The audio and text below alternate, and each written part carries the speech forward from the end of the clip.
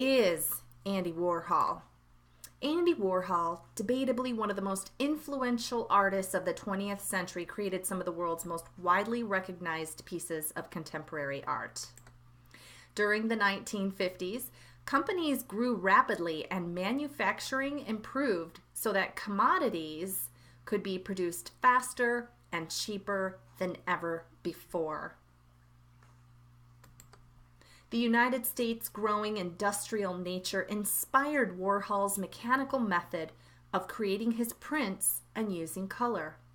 In doing this, he challenged modernism and modern artists of the time. His subject matter made people question the modernist perspective of what could be considered art. To further embody the industrial process he chose to imitate, Warhol called his art studio the factory. Here are some pictures of Warhol working in his factory. Look at all of those screen prints. Those must be his assistants. Andy Warhol's revolutionary style, including his unique process of mass-producing artwork and his break from traditional use of color, led him to be both praised and criticized for his experimentation in visual art, even in today's modern society. Along with Warhol's machine-like printing procedure, his unique use of colors in his artwork gives viewers of his paintings a similar feeling of disconnect. Warhol's prints are images of popular items such as Campbell's soup cans, or of famous celebrities. Do you recognize this celebrity? Muhammad Ali! And that's obviously not a soup can. Brillo pads, remember those? Color is often used in art to evoke a certain emotion from the audience. And before Andy Warhol and pop art, artists of the Impressionist and Fauvism movement used color to convey different sensations and emotions. Warhol, however, does not depict any sort of emotion or sensation through his choice of color. One of the elements that he does heavily focus on is space. Remember learning about that? Positive and negative space. Look at his treatment of the positive and negative space, and you'll notice in his artworks that negative space is just as important and powerful as his positive space. This is a really good lesson for all of you developing artists to take a look at his work and think about how he uses negative space, because a lot of young artists have a tendency to only be thinking about their subject, which is the positive space, right? And they don't give any consideration to how the space, the background, the negative space also contributes to an artwork. Instead, his paintings and prints follow various color schemes that are completely unrelated to any specific emotion. And one of the principles of design that Andy Warhol uses is repetition. You'll see that a lot. Who's this? Elvis Presley. So, color theory, pretty big deal. We've got complementary colors across the wheel. We've got triad. We've got split complementary. We've got double complementary, tetrad, and analogous. These are just different ways that you can combine the colors on the color wheel to get different effects. And of course, these are only 6. I mean, there's obviously an infinite number of ways that you could combine the colors. One of the 4 that we are going to focus on today is monochromatic. Mono means one. Chrome, color. So monochromatic is when you use tints and shades of just one color. And this one, here's an example of the way Warhol uses scale and perspective also to resize his subjects. So these are the hues. They're just the basic colors themselves. Tints are when we add white. Tones are when we add gray. and shades are when we add black. So remember, monochromatic is when we're using tints and shades of just one color, and that's what those terms are. The second of the 4 schemes we're looking at today is complementary. This is when colors are used that are opposites of each other on the color wheel. Okay, so can you see in this image which 2 colors are complementary? That's right, red and green. And in this image, we've got kind of a purple and green. It's not an exact match to the wheel that we have here, but it's pretty close. The third of the 4 schemes is analogous. This is where you use 3 to 5 colors that are adjacent or next to each other on the color wheel. So when we look at this lovely painting print of Grace Jones, we see her red lipstick, we see the pink in the background, we see a little bit of these purples all the way up to blues. So monochromatic, using this side of the color wheel, or not monochromatic, sorry, analogous, using these colors and hues and shades and tints that are next to each other on the color wheel. Triadic, tri means 3, right? So this looks like some kind of, witchcraft happening here. This is where you use 3 colors that are evenly spaced on the wheel, thus giving you kind of that triangular thing happening. This is a really good example of seeing that red, blue, and yellow together. And who is this? Beethoven. Warhol did not seek to convey any sort of emotion by choosing these colors, but rather he decided to create this piece using a complementary color scheme. So his decisions were primarily, you can't really tell, but that's green. Hopefully it's turning out green. Looks a little bit pale for what I'm seeing, but you kind of get that this pink and this green are complementary colors. They're directly across from each other on the color wheel. Another example of the way Warhol used colors in his print titled Skull. This piece contains both a neutral, so neutral is kind of like, it doesn't have like red, blue, yellow in it. It has more like tans, colors that are just kind of lacking, they're desaturated. There's not a lot of color. There's not a lot of saturation in it. So anyway, yeah, it contains both neutral and monochromatic. Mono, right? 1 color scheme. So we're looking at black that has had white added to it to give you different values. And although it appears that the colors that were used in that last image were of the skull, because the colors were the dark colors associated with death and decay, it appears that maybe he was trying to connect that emotional side with death and decay via color, but he made several prints of the same image using different colors that an audience would not associate with that morbid feeling of death, like purples and pinks and baby blues. So you can see that he really is trying to take a theme like death and use color to disconnect from that theme. This shows how Warhol disassociated color with sensation and instead chose to use color as a way to simply mass produce similar pieces. This is apparent as well in his well-known prints of Marilyn Monroe, which he printed shortly after her death in 1962.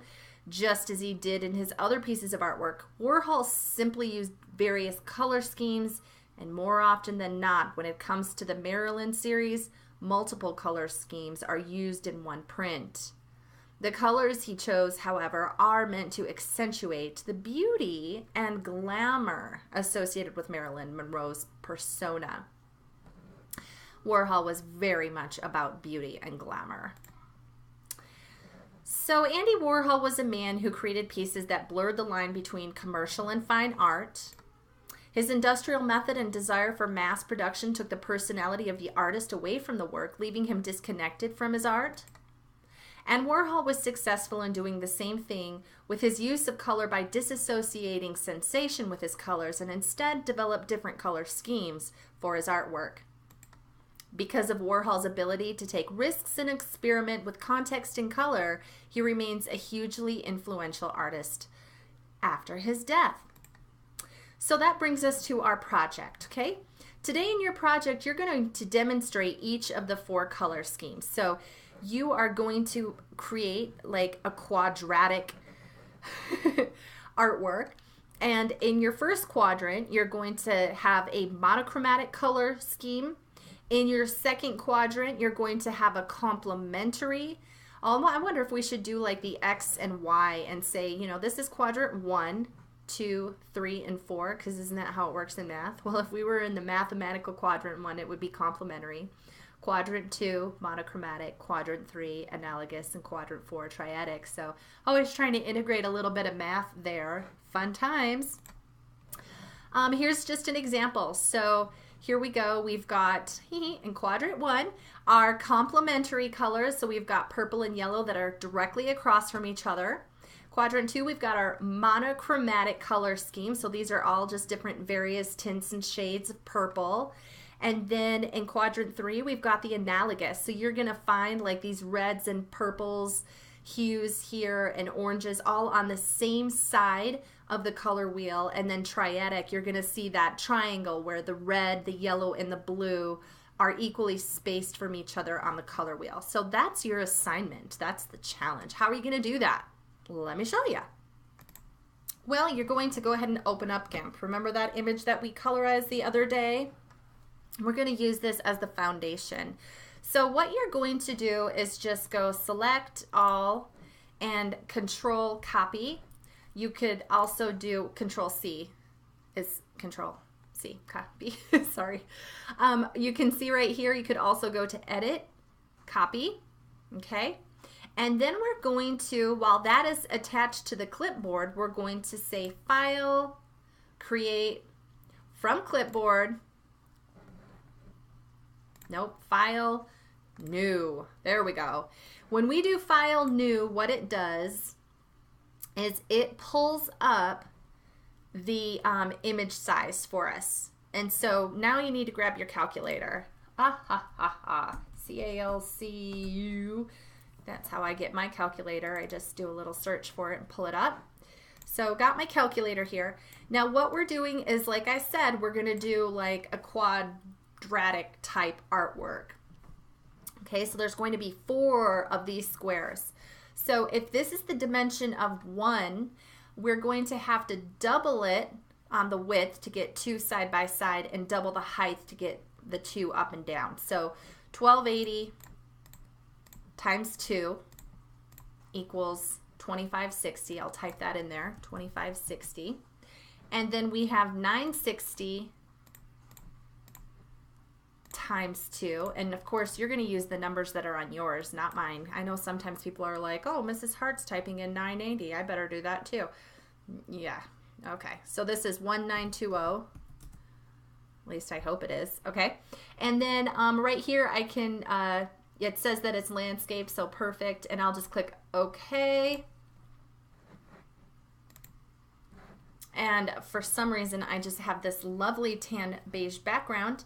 You know, I think I'm just going to switch this, and I can just make my background color. And I think the best way to do it is just make sure that you have the layer selected, and whatever's in the foreground you're going to paint. So I'm just going to put the black back in the foreground, and I'll grab this little fill bucket right here. Just click on that and then click on the canvas, and it will change it to that color. That's pretty groovy. And then you can go ahead and just start saving. We're going to file, save as, what is this? I'm going to put your first name and last initial And this is Project 1 Andy Warhol tribute. Pretty cool. .xcf is correct because we are saving this as an editable GIMP file. I've got it in my 2017-18 folder, so I'm going to go ahead and click Save. Okay, remember how we had that copied onto our clipboard? I can go ahead and go Edit, Paste, and that's going to paste it right in. Now, I am using my paint bucket, so I need to get out of using my paint bucket right now. I want to move this image up to the corner, and I'm also going to go View, Zoom, Fit Image to Window to make sure that I can see my entire canvas. Let's take the Move tool, and oh, this is a floating selection. Look at that. You've got to right click on your floating selections, and you have to put to new layer. Now it's a new layer. It's called the pasted layer. I am just going to call that layer, well, yeah, let's call this one monochromatic. So just double click monochromatic. Okay, perfect. I'm going to also right click, I just locked it. I'm going to right click on it, and I'm going to layer to image size. Nope, image. No, not going to do that yet. Hold on. First, move it over. Okay, so just get that right in the top corner. Just do your best to get it there. That's perfect. Okay, let's go ahead and hit Control C and Control V. And let's make another floating selection layer. Let's right click on that and we'll say to new layer.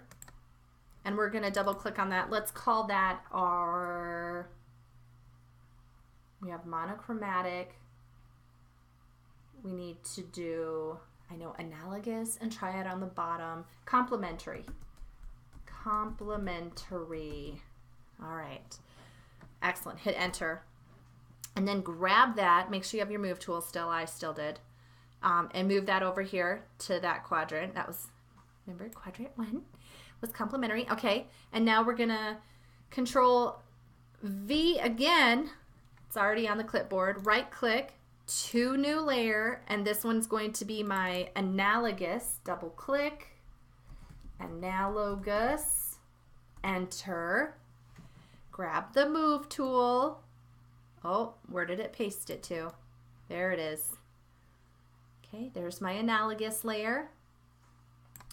And I'm going to go ahead and hit Control V again and right click on the layer to new layer. Call this one Triadic. T-R-I-A-D-I-C. Hit enter and grab that. Here it is. Nice. Okay, so we're all set up and ready to go. That wasn't too hard, was it? Whew, take a deep breath. Okay, and then remember I was saying we're gonna have to like change the image to the layer size. So I'm gonna go down to my monochromatic layer. You'll notice that you can see these little dotted lines. They're not marching ants, but that is showing me how large this image is. I want that image to be the entire size of the canvas, so I'm going to right click, go to layer, and then do layer to image size. Let's hope this is right. Yes, now you can see that that layer is the entire size of this whole image, your canvas. Go to your complementary layer, right click, click on, well, don't click on it, just put your cursor over layer, bring over your dialog box and do layer to image size. Okay, come on up to your analogous layer, right click, layer, layer to image size, and then triadic, right click, layer, layer to image size. Perfect. Now, you are always going to have these separate layers, and the reason why we use layers is because First of all, if you mess up on one layer, that's only one layer that you messed up on. And it allows me to see your work. So when you're not working in another layer, if you feel like you want to lock it down, that's great. So I'm going to lock all of the layers except for the one that I'm working in. When I lock it, it means that I can't make any changes to it. So I'm in my monochromatic layer. And if you remember, monochromatic is when we're using tints and shades of just one color. And once again, these are hues. So your tints are when you're adding white. You've got tones too. I didn't mention that, but those are part of monochromatic. And your shades, right? So essentially, you just need to decide which hue you're going to use for that first quadrant. I think I'm going to go with purples. So what I will do is select my well, it's moving around because I have my new move tool. So I'm actually moving the entire layer. You can hit Control Z if you just want to undo what you did. But you're just going up to your magic wand, okay, your fuzzy select tool, and click on increase your threshold and just shift, get your entire, and that was part of the reason why I wanted to go in for you guys. And there, yeah, just bam. Get in there and just get everything selected. I'm going to increase my threshold more.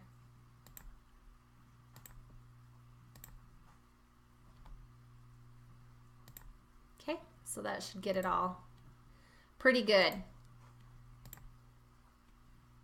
And I did happen to select a little bit of stuff from out here, so I'm going to just grab my lasso tool and hold down Control to just subtract that. Okay, and I was saying I was going to do purple. I've already got some purple right there, so I'm just going up to color, hue and saturation, and I can just change the hue here, find some purple. There's some purple. Nice. And there's a lightness feature on here, and I can, but like I was saying, let's do adjust the lightness with the contrast. So hold off on the lightness. Let's go with saturation. How saturated do you want it? Adjust your saturation wheel. I guess you can't really see me adjusting that, can you? It's over on the other screen. So I'm just going to go ahead, and you don't want to desaturate. All right, I'm going to go with that. And I can see right here that I've got a little strip of water. So I'm going to Control Z for now. I'm just going to cancel that. And I'm going to hold down my Control, make sure I have my lasso tool, and I'll just get in there and get that out of there. All right, colors, hue and saturation, going for purple. All right, so there we go. Nice, liking that. I'll just go ahead and click OK. So I got lots of saturation. And then remember how I was telling you, I always am going to want you to do brightness and contrast. Okay, so be sure to add some more contrast, adjust your lightness as you need to based on what you just did to get it the way you like it.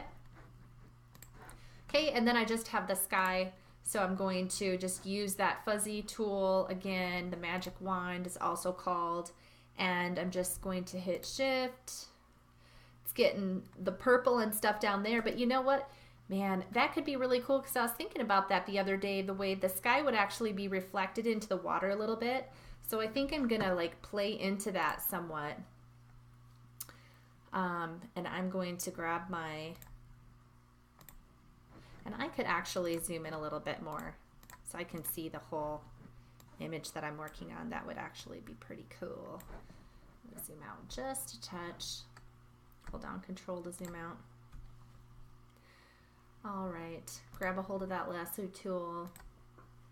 Notice I'm always having to save because I lose my RAM. And hold down Control just to erase something that you didn't want to be a part of your selection. I think I'm going to keep some of this in here, but not all of it.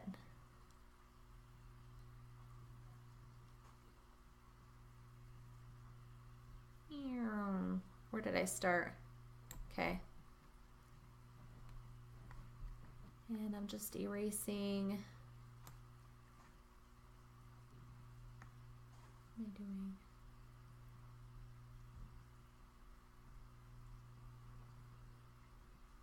Yeah, it's actually kind of hard to think about what I'm doing right now. I'm having a moment where I'm like, what am I doing? Am I holding down the right key? I can't find where I started. There it is. Okay, I can hold down Control again and get rid of all of this over here. And maybe some of this. Okay, but I want some of that up here to be reflecting into the water. And so I think I got a little bit of my neck in here. Let's just go with it. Okay. So I'm going to color, hue and saturation, and I'm going for a purple hue. I know that. Just have to figure out where that's at. There's a purple hue. And I can saturate it more if I want to. Or desat. I don't want black and white. So I'm fully saturating it. I think that'll work. But look at how my water ended up being. It's totally different, so that's not going to work. So trial and error, Control Z, Control Z, Control Z. I'm going to go back to this moment right here. And I am just going to get my fuzzy select tool. And this is where you have too much threshold. So Control Z. Now I'm going to decrease my threshold. This is where you can see that that threshold was too high. Hold Shift. Still picking a little bit more than what I want it to. Over here on this side, it looks to be mostly okay. Not that great, unfortunately.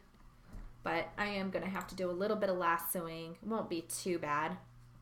I'm just going to hit Control, and I'm just going to deselect all of that. And I'm going to hit Control and deselect all of that. Okay, and if I wanted to get a little bit closer here, I could. But I think on the horizon line, it's not going to make that big of a difference. I didn't like how that wasn't a straight line. Okay, so let's do this. Colors, hue and saturation. Okay, finding that purple hue, saturating it, adjusting it, making sure it's just the right hue that I wanted. Clicking OK. Then do your brightness and contrast, colors, brightness, contrast. You always want to do brightness and contrast. I like that. My lightness, do I want it lighter or darker? I really think I want it darker. Oh, that's cool. Okay, I'm going with that. Okay, I'm clicking OK and then select none. And there were a couple pieces of my hair that didn't quite get into that color selection, but you know what, guys, I'm not going to really like nitpick you at this point. I know you did the really fine, intricate, detailed work on that first image that you're going to submit to me also, so don't worry about it. You're good. That will work for me. I know that this is you know, more of a challenging. Okay, so look at there, we got our monochromatic. Okay, the next one is complementary, so let's take a look at what that means. Okay, that's when we have colors used on the opposite side of the wheel. So now you can pick any complementary colors that you want. Here's some examples. And then of course you're gonna have to have a third color in there too. So it's gonna be like you'll have a couple of complementary colors and then your third color you can pick whatever you want. So you could even just go through and look at some of the work that we posted and look at some of the color schemes. What do you like? I mean, what looks good? So I'm thinking I'm going to go with like the blue and the orange and maybe throw in some red. So lock your monochromatic page, go to your complementary and unlock it. Zoom in a little bit so you can see what you're doing. Okay, and what I say, blue and orange and red. So blue, orange, and red. Going to go ahead and start selecting myself. I'm already blue, so I'll just take that one. Hold down Shift, remember to add. And ink. So yeah, I got my threshold up to 77. It's doing a really nice job of selecting everything. I'm going to try to get these little pieces of hair out here that oops, and that was too much. I hit the wrong pixel. Grab my earring there. Okay. And then once again, it selected some things off to the side that I didn't want it to. So grab my lasso tool and hold down Control and get rid of this other stuff going on around my shoulder. All right, that'll be perfect. So, should I be red? I'm gonna be blue. I'm already blue. I'm gonna just stick with blue. Hue and saturation. And let's go ahead and make me baby blue more so than go with lightness. I like that. Saturation. That's a cool color. Okay. So just get the color that you want, click OK. Remember, we're still going to do the brightness and contrast. So you'll get your blacks back because you lose those when you adjust your lightness. So go back in and get your blacks. Okay. And I'm going to go ahead and save because it's freezing. There we go. All right, now I'm going to go ahead and select my background, or I could just do selection invert. We've done that before, right?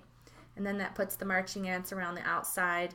And if I want to at that point, then I can just use my lasso tool and I can just, whoops, remember that grabs an edge. Change back to your lasso. Hit save if you freeze up like I do. Okay, hold down Control because we're, it didn't like that. Hit Control Z.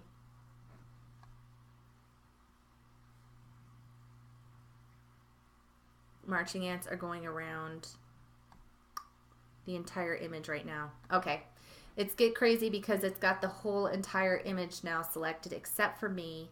So to subtract this little part of me, maybe I have to start in the inside. Oh, forget it. It's too complicated to think about it like that. So I'm just going to start from scratch. I'm going to do select, none, and I'm going to grab my little fuzzy tool and I'm going to click out here. My threshold's at 77. I already know if I take my threshold that high and try to get the other stuff, I'm going to get too much. Oh, it's going to happen. What can I do? Try to get in there a little bit in my hair. Fun times. And you can do more than 3 areas, you guys. I don't want you to feel like you can only do 3. You could do as many areas as you want to differently. Like if you want to go in and do the lips separately, you can totally do that. That'd be fun. Save, and then I'm going to lasso, hold down Control, and I'm just going along the edge of my horizon and circling stuff that doesn't go in it, like this on the water surface. Okay, what did I say I was going to do? Blue and orange. So colors, color band, hue and saturation. Let's make the sky orange.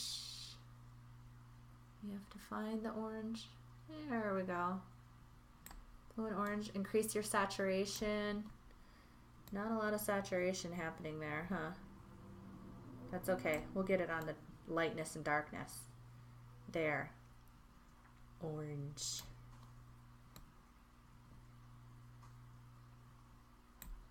Okay. I don't think that was exactly the shade I was going for. Well, that's pretty. I like that. Is it orange though? Okay. Yeah, we'll go with that. Okay, I'm gonna click OK. Save if it freezes. That didn't work. Control Z. Oh, shucks. I don't know why that didn't stick. For some reason, okay, I've got to go in here with my lasso tool. Sometimes accidents happen. I don't know why, but they do. I think my computer might be a little bit possessed right now because I'm running out of RAM. I'm going to hit escape and I'm going to edit, redo, edit, redo. Okay, I'm back. Good. I was just able to hit redo. Sometimes you can, I don't know what's going on with my computer right now, but it's a little bit wonky. That's okay. Sometimes that'll happen to you out there in TV land. Okay, so saturation, lightness, getting back to orange, my complementary colors, clicking OK. All right, I got it to stick that time. I'm going to go File, Save, and then this time I'm going to select None. And what did I say I was going to do? I could leave the purple, but I wanted to do red. I was going to get crazy with color. So I'm grabbing my magic wand and I think I will increase my threshold so it's really easy to get all these purple hues. Hold down Shift and just, whoops, look at that. It got too much. Hit Control Z and go back. Shift, Shift. I could just leave that like that and just see what happens. Going up to Tools, Colors, Hue and Saturation, and I just want to make that red. Let's see, where are you, red?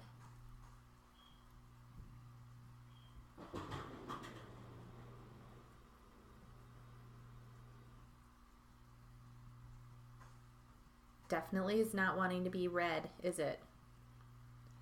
That's about as close to red as I'm going to get right there. Let's see what happens if I intensify my saturation, take out my lightness. It does not want to be red.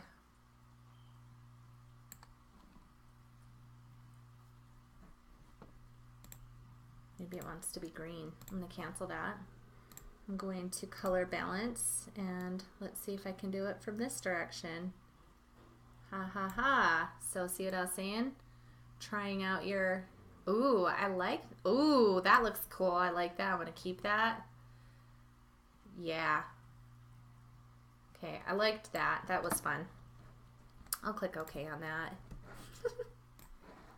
And select none. I don't know what happened to my contrast. I think when I was undoing things earlier, somehow I lost the black that I'd gotten in there. So colors, brightness, contrast, heaven forbid, I may have just forgotten to beef up my contrast. That's always a possibility. Okay, so I've got my complementary colors. I've got my orange and my blue. I'm going to click OK and I'm going to leave it like that. All right. So you get the idea, right? I don't have to walk you through the last steps. Am I right or wrong? You know what you're doing now at this point. I hope so. So for this quadrant down here, you would just go ahead and lock out your complementary, click on your analogous later, unlock it. Analogous is when you use 3 to 5 colors that are adjacent to each other or next to each other on the color wheel. So to decide which colors you're going to do, maybe you want to do like green and various numbers of blues, or maybe you want to do red and purple and blue. You decide. I'm just going to, I'll walk you through a little bit here. So just Shift, get my magic wand, get my hair selected again. And having everything already colorized right now makes it really easy for your computer to select stuff. Control Z, because I went too far.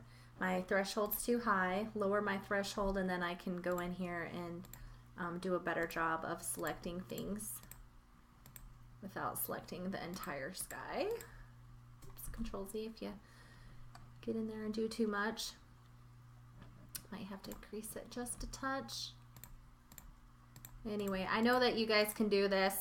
You're awesome.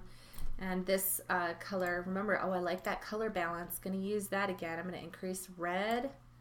And, ooh, look at that. Oh, hello. That looks cool. I love that. I think I'm just going to keep that. I'm going to click OK. And save. And then for my sky, I just want you guys to have fun with this. Select your sky, and I like the color balance feature. That is cool. I'm going, for some reason it doesn't want to give me any more red. I'm going to try shadows. You can adjust the shadows differently. That might make a difference. That's not helping.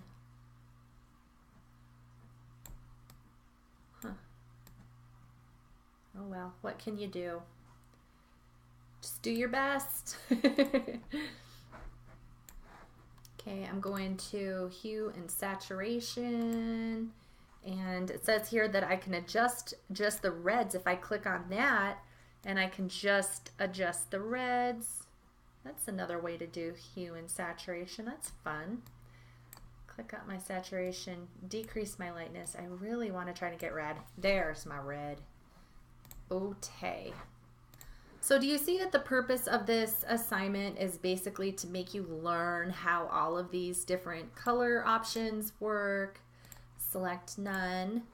And there we go. That looks pretty good. So if I'm looking at my analogous color wheel, I've got my red, I've got the blue, and then there is some purple right here. I'm going to show you another way. We can go to the color balance tool. Oops, not color balance. Hue and saturation. I'm going to select anything that's magenta. So when I click on that, it's saying anything that's that color will change. So let's try and see what happens. Do you notice that the water is changing colors? Yep.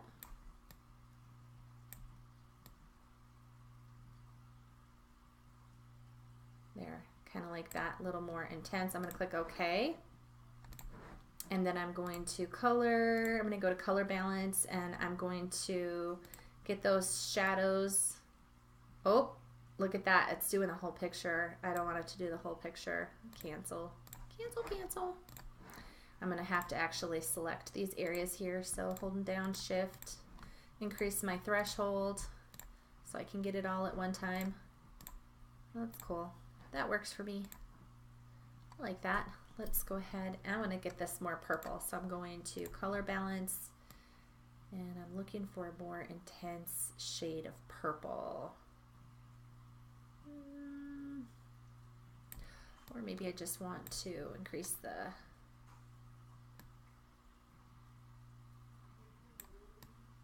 I'm telling you guys, it's just endless fun. I'm gonna get purple and blue in there. Going okay. And then make sure you're saving all the time. Brightness and contrast. Let's see if we can get a little, oh, that's cool. That kind of matches. Yeah, I like that. Going okay. So that's my analogous color scheme, where I've got colors from that same side of the color wheel all together. Select none. Zoom tool, control to zoom out. And I am having a blast. I've got one more, and it is the triadic. So that's when you have three colors evenly spaced from each other. So I like that idea of bringing some yellow in. I haven't had yellow. I haven't had green either. I could do like green, purple, and orange. That might be fun. Or yellow, blue, and red. So for that last one, lock your analogous later, unlock your triadic. Make sure that that layer is selected. Zoom tool, zoom in so you can see what you're doing. And zoom back out if you went too far with your control button. Okay, and let's see. What did I say? Green was going to be like green. I could do green, orange, and dark purple. Watch this. This will be good. Just look at your color wheel and pick some colors that you want to do. Green, orange, and purple. So I'm going to go ahead and select this area down here. Look, my threshold's too high. It's just selecting everything. So I'm going to go to select none again. And let's try this again with a lower threshold. Yes. All right. And you know, your design can be completely different than mine. Don't feel like you have to copy what I'm doing at all, because I am definitely not the guru. Okay, so file, save, so I can get my tools to work, and controlling and holding down and getting rid of some things that were selected that I didn't want in my image. Where did I start? Somewhere around here. Okay. Green, did I say? Let's do green. So colors. That's not green. There's green and yellow. Okay, so I'm going to go with okay there. Hue and saturation. Let's see if I can get the color green that I wanted. Intensify that if I want to. Miss this little purple part of the ocean up here, but that's okay. I'm gonna just go with that for now. And bring my lightness down. Oh, that's a fun effect. I like that. Okay. All right, gonna select none, grab my lasso tool, get up here and select all this loveliness here. That's going to be fun, the way there's a line there. And I'm going to make this powerful orange color. At least that's my goal. We'll see if I get that. Pretty rainbows. Pink fluffy unicorns dancing on rainbows. What color are the unicorns? Pink. What are they dancing on? Rainbows.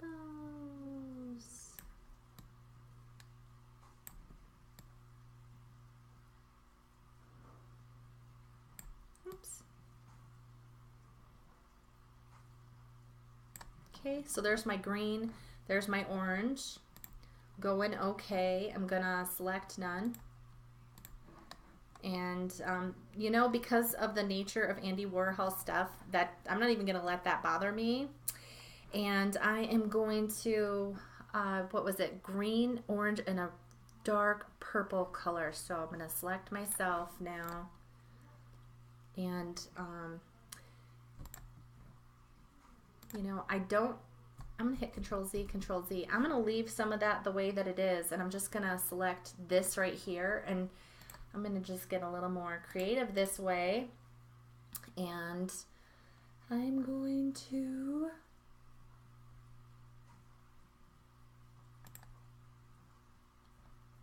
try to get a really dark purple.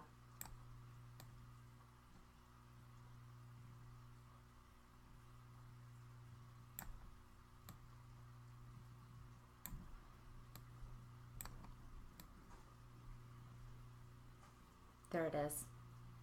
That's the purple I'm looking for. Nice.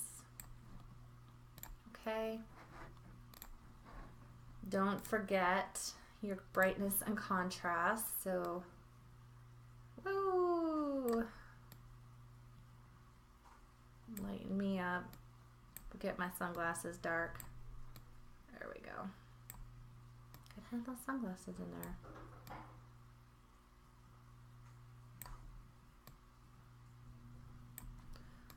Okay, I'm going to go ahead and hit select done, and there it is. I've got my green, my purple, and my orange for my triad, and I love it.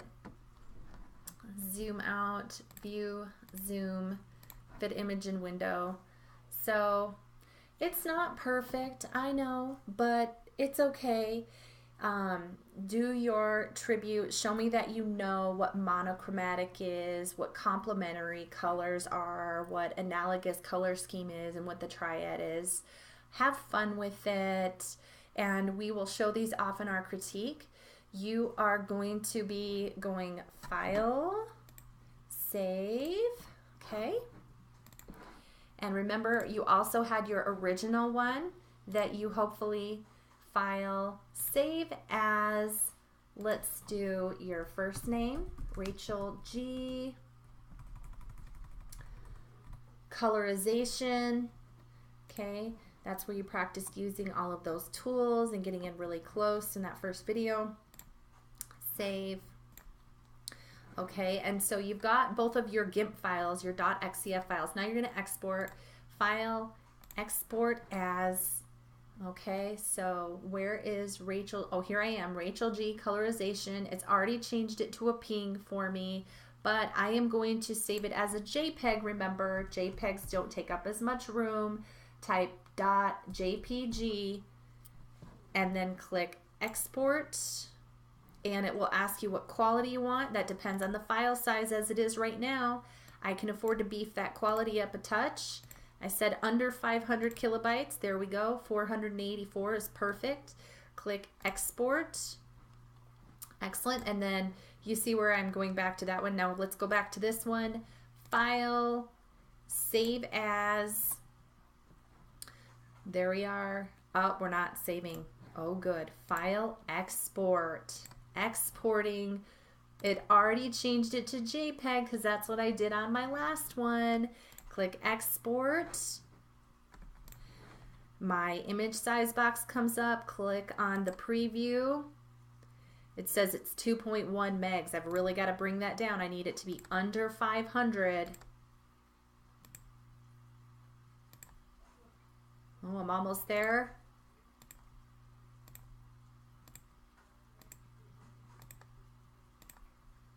Perfect. 496 kilobytes. I'm under 500. Click export. And there was one other thing that I was gonna suggest that you do. If you're feeling like you're a little overwhelmed, it's just all too much for you, that's fine. But if you'd like to add some filter to it, you can. You could do that. Here's the rectangular select tool. I can just select one of my quadrants and go up to the filters menu. I've got to click save.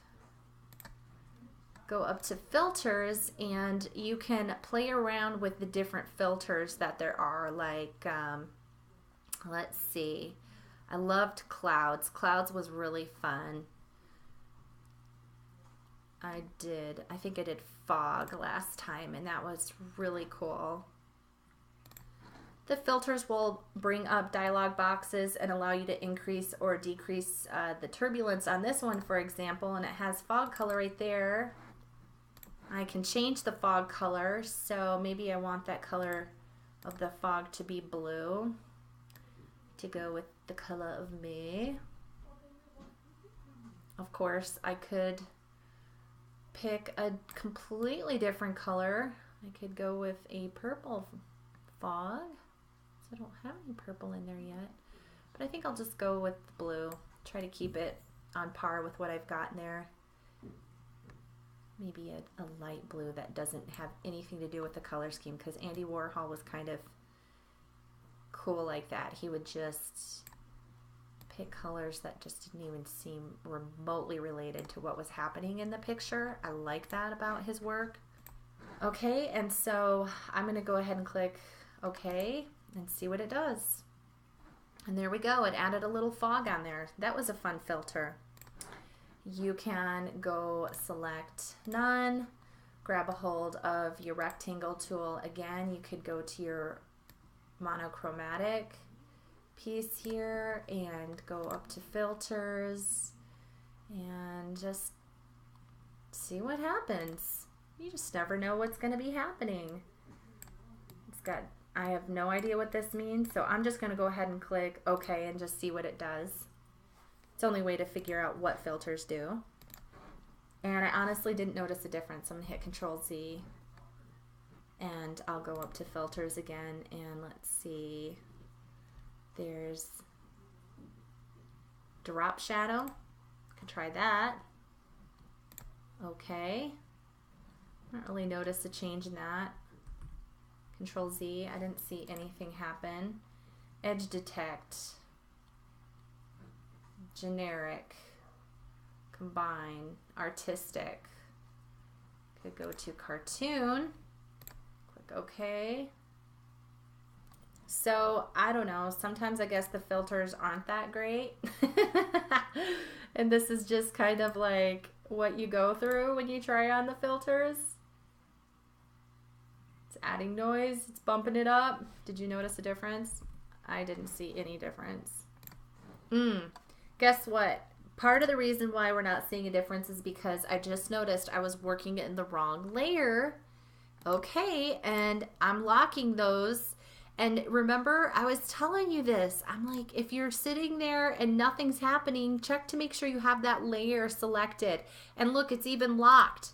So I am a perfect example of what I told you not to do. So I'm going to go in and try my filters now. Let's go into the artistic cartoon one and see if it actually does something. Oh, look at that. Now it's doing something. How fun. Ooh, that's cool. I'm going to give it a try. Uh-oh. Well, can't say I'm totally crazy. I'm taking Control Z about that. But I think it's got potential. I'm going to try it again. And this time, maybe I'm just not going to have it be quite so intense.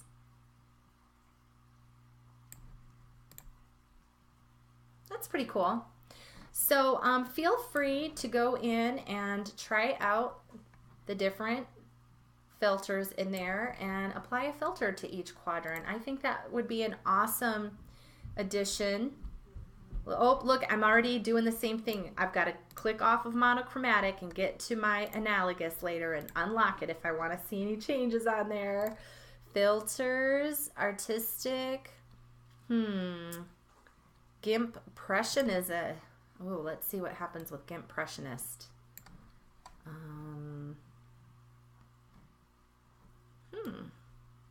Fun. Smash. Okay. It smashed it. It just kind of blurred it. I'm going to hit Control Z. Okay, I'm going to try Oilify. Ooh, it makes it look like an oil painting. Oh, I like this. Oh, I'm going to like this a lot for sure. Like the way it gives you a little preview to see how it's going to look. Oh, how beautiful. Click OK. It's loading. It's loading.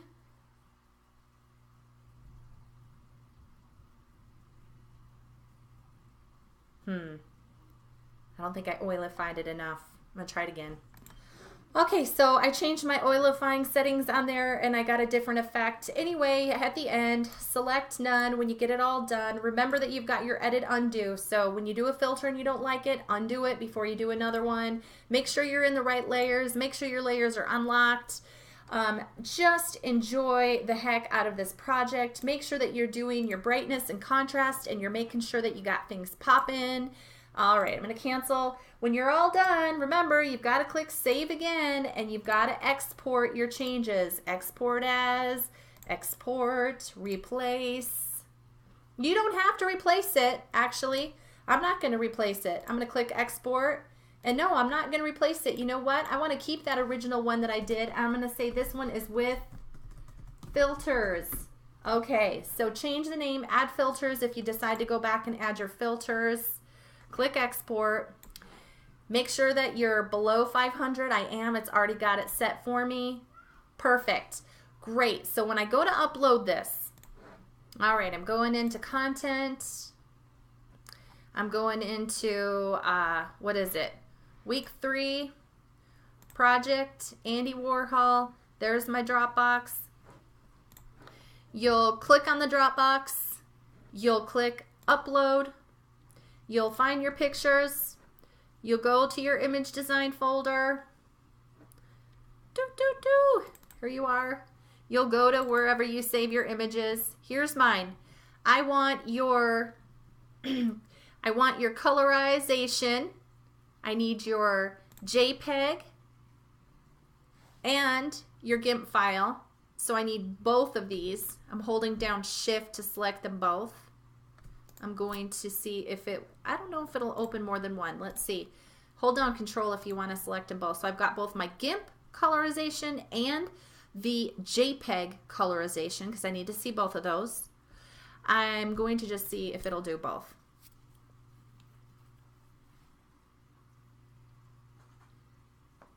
Sweet, it did. There's my colorization JPEG and my colorization.xcf. So that was that first part that you did. And then I'm going to upload the, here's my tribute without the filters, and here's my tribute with the filters. So I'll go ahead and take my GIMP file, and I'm just going to select it, hold down Control, and select the other ones. I'll click Open.